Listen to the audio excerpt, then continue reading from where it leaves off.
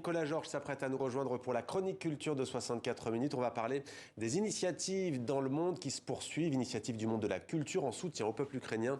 On prend sans plus attendre la direction des États-Unis pour commencer avec ce concert donné au Metropolitan Opera de New York.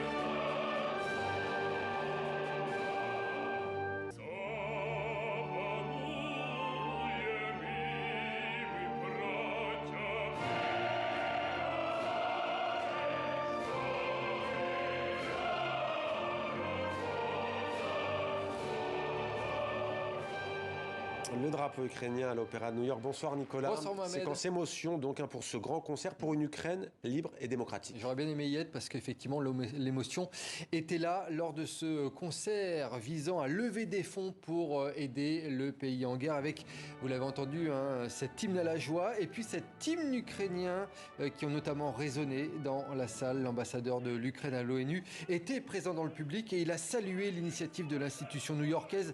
C'est un message très fort lancé au reste du monde, a-t-il dit.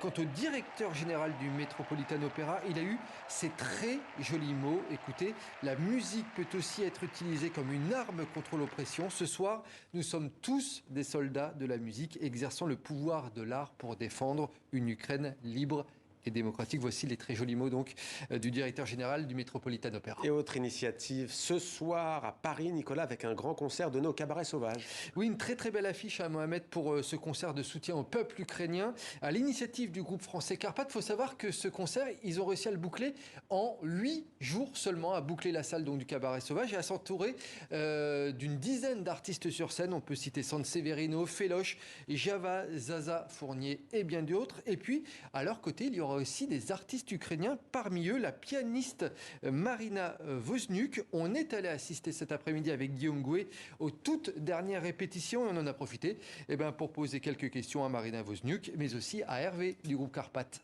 Je pense que les musiciens, les artistes, ils essaient avec leurs petits moyens, parce qu'on sait bien qu'on ne résout pas tout, mais symboliquement d'être là et de toucher les gens à travers la musique qui est vecteur d'énergie positive, quoi. J'ai toutes mes pensées là pour les artistes musiciens, dont le métier et les armes principales est la musique, mais ils sont obligés de prendre les armes en ce moment et d'aller à la guerre. Si on peut offrir de la joie d'ici et un soutien réel avec l'aide financière pour plein de besoins humanitaires dont l'Ukraine a besoin en ce moment. Et donc oui, ça fait chaud au cœur.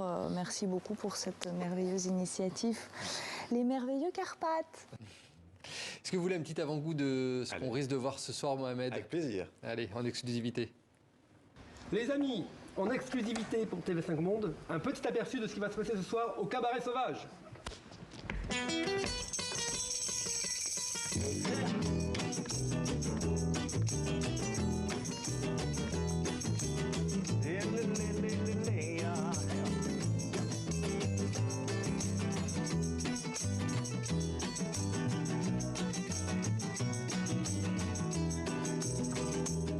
On prend la panaméricaine, on roule toute la semaine, on va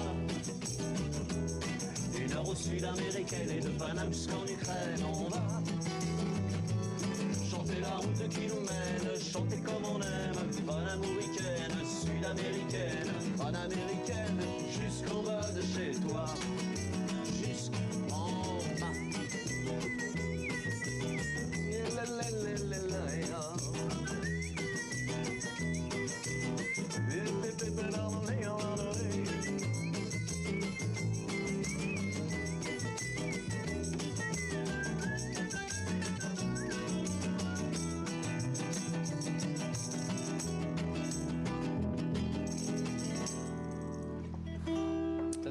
Ça donne envie. Vous venez avec moi ce soir, alors Mohamed, allez, je vous embarque.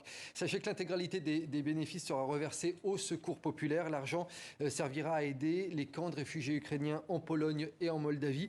Voilà donc pour ce grand concert festif et solidaire ce soir au Cabaret Sauvage à Paris. C'est un grand événement culturel comme chaque année, Nicolas, le Festival de la bande dessinée d'Angoulême qui démarre ce soir et qui là aussi a décidé de rendre hommage à l'Ukraine. Avec de nombreux auteurs et autrices de bande dessinée qui ont décidé de manifester leur solidarité via des témoignages en dessin. Le festival va donc présenter ses œuvres lors de cette 49e édition. Elles seront exposées dans l'espace public, Mohamed, et puis ensuite projeté en soirée sur la façade de l'hôtel de ville d'Angoulême. Le festival, je vous rappelle, ça démarre ce soir donc et c'est jusque dimanche. Et ça se passe aussi sur place en Ukraine, les initiatives. Nicolas, dernière image, le réalisateur français Mathieu Kassovitz et le photographe français JR installent une fresque géante en Ukraine. Une fresque de 40 mètres de long, juste à côté de l'opéra de la ville de Lviv. La fresque représente une petite fille qui s'amuse, une manière de rappeler que des enfants se trouvent dans la zone de conflit.